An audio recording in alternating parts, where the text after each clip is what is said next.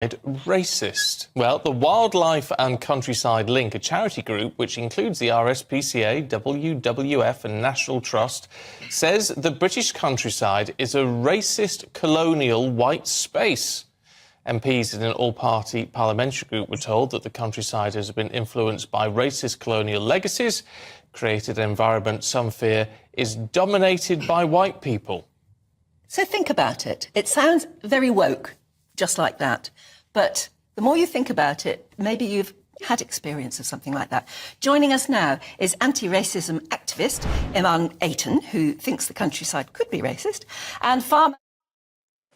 What's up, YouTube? Today we are covering how feminists fully support the Nazis by giving you pretty much a live example of a feminist who is actively fully embracing chapters of history from the Nazis. So let's get into it. Who thinks it's not. So we ought to hear from you first, I suppose, the idea that it's this colonial white space that's not welcoming to anyone of a different hue. OK, well, firstly, I don't fully subscribe to that. I think it's safe to say this whole entire country is a colonial space, so that's not fully accurate. Let's just be fair on that. But I have to admit, this comes down to the fact that this whole entire country has been proven to be racist or have issues with racial prejudice. So the countryside is not exempt from that.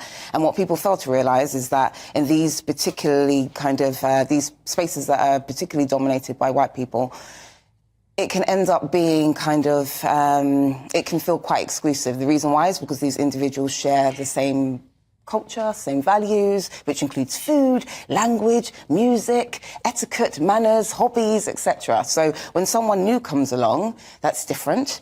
They can end up standing out like a sore thumb. They can end up not potentially fitting in. And then they also have to contend with the racial prejudice that kind of lies within that area. So there's that interesting dynamic of not necessarily fitting in because you're different, and then also racial prejudice that we have in this country. But I wonder if that feeding too much into it, in the sense, as a northerner... What do you mean? Well, because as a northerner, yeah, you know, someone new moves into the village, yes, or whatever, who's a southerner, for example, and it's very odd, right? Exactly. Yeah, but... Exactly. But I don't think that's any different to the rest. I can't imagine that. I can't imagine anyone I know having an additional layer of prejudice, or you know, oh, it's a stranger in the village. That's where you're wrong, sir. We all have prejudice. Prejudice comes in many forms. Racial prejudice. We can have prejudice based off of. Doesn't mean we have to have it, though. No. It's actually a part of our brains. It's actually called social categorizing. It's a part of our brain. Basically, it just means that we simplify everything around us, and so we put things into boxes, which. Madam, that is not the definition of racism or prejudice. Definition of racism is judging people based on skin color. Definition of prejudice is basically just judging people based on things that they can't help or their own life choices instead of their context of their character. Or, so I say prejudice is basically rejecting somebody because, like, hey, they're from this particular group of people. Yeah. That's what prejudice and racism is. It has nothing to do with legally owned properties. It has nothing to do with neurology or biology. But let's take a look, analyze what this woman's saying. She's saying that because this particular area of this countryside or this town or whatever has too many people of this particular skin color, then it's a problem and it needs to be corrected. We're talking about a woman who is advocating, a feminist woman who is claiming to be anti-racist, who is actively advocating to take away people's legally owned properties, not because of anything that they did, but because of what they are, or because of what their ancestors did by mistake. Tell me, everybody, what chapter of world history does this remind us all of? what chapter of world history am I referring to, or what this woman, this feminist woman, has decided to fully give her support to? I'll give you all a hint. It starts with an H. That's right. That's what she's decided to give her support to. Surely So you it's need... actually a normal cognitive process of the brain. So when you talk about you don't know anyone that has extra layers, I do apologise, Anne, but we do have extra layers of prejudice. We have our own prejudice, and we have prejudice in other areas such as the race, issue here, gender, etc. The real issue here is whether, because this is what came up at this all-party parliamentary committee, the issue is how lovely little villages that we think of as beautiful English villages, or, you know, Welsh, Irish, Scottish, anywhere, the quintessentially British sort of village life is...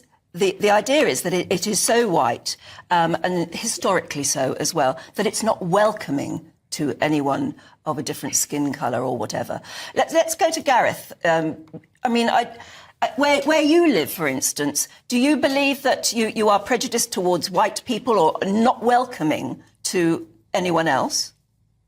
Do you know what? I've lived my life in the countryside and I've never come across racism, you know, and I've got a lot of friends of all ethnic backgrounds.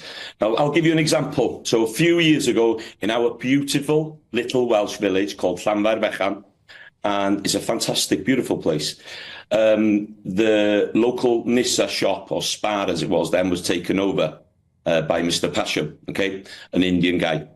And he came in, and what a gentleman. And let me tell you, during COVID and during lockdown, that man was running around this village with packets for old people.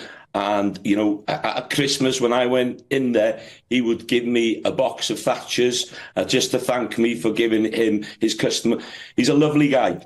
Now, one of the guys that works there had gone away for a couple of weeks. He's an Indian as well, and he went away for a couple of weeks, and he came back. And this is what he told my wife the other day. He said he'd been to London, and when he came back to work in the shop, everybody came into the shop and asked him where he'd been, that they'd missed him. So it's poppycock that these people are trying to call the countryside racism. Anybody that wants to come and work and fit in will fit in. Anybody that wants to come in and think that we're racist or racism happens will have it in their mindset. So it is a choice, you know, for the individual, but the majority of people are welcoming. That's my perception of it. Why laugh, Iman, at that? Okay, so I appreciate your anecdote about your shopkeeper and etc. I appreciate that story, but the reality is, with all due respect, firstly, you are not a black person, so you can't actually speak in terms of lived experiences. Let me... Oh, hold on. Did I just hear what she said? She just said.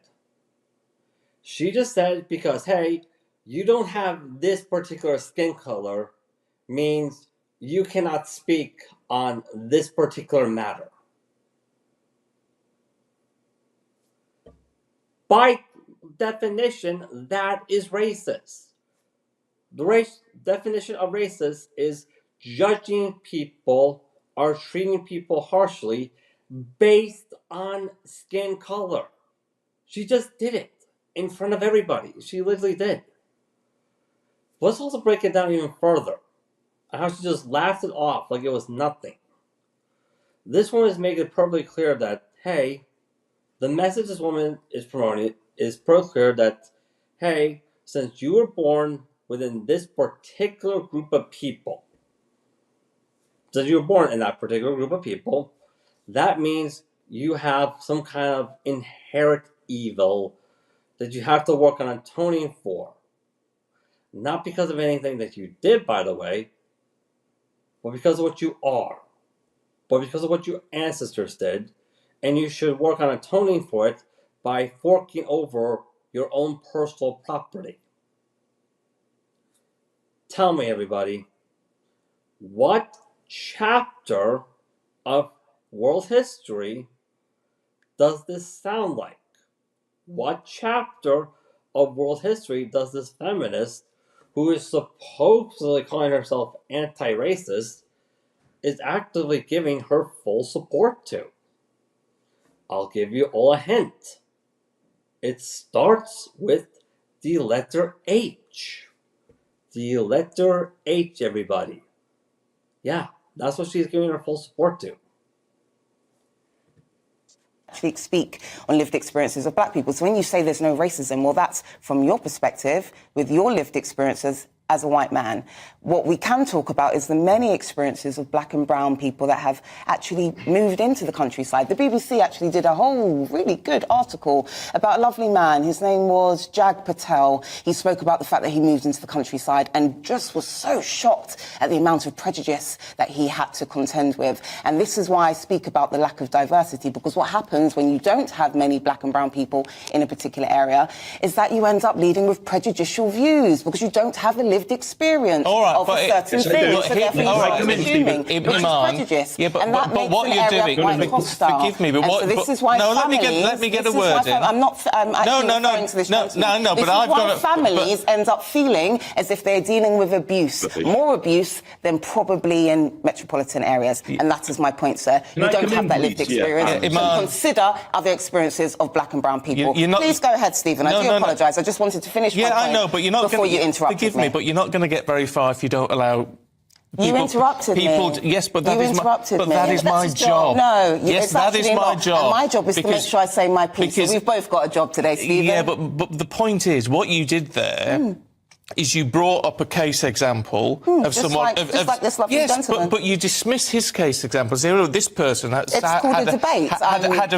racist experience. But his racist experience... Stephen, what on earth are you talking about? I offered a retort to this lovely gentleman's story about the shopkeeper. But that racist experience may well be in the minority, actually, of what is going on. Just like this... Exactly. So exactly, I'm actually going to validate your point. It could be in the minority, just like this gentleman. He's actually talking as if he can speak on behalf of all of the countryside. No, he's not. Yes, he's actually talking as... He just said it categorically. Listen to the words. No, he didn't. Yes, he did. He just said that there is no racism in the countryside. Well, let's give him a chance to speak. He just said it. Yeah, let's get Stephen, Gareth, you come need back to listen. You need to listen.